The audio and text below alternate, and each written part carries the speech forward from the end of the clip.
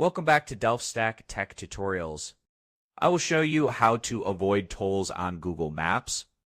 What you have to do is go to Google Maps and make sure that you are signed into your Google account. You can use either the desktop version or your mobile phone.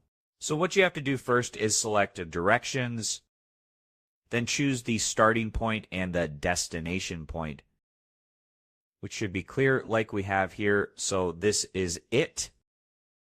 Now there are some options that you can see here. Click on options, and here you will see several choices. What you have to do is select tolls. So this is how you can avoid tolls on Google Maps.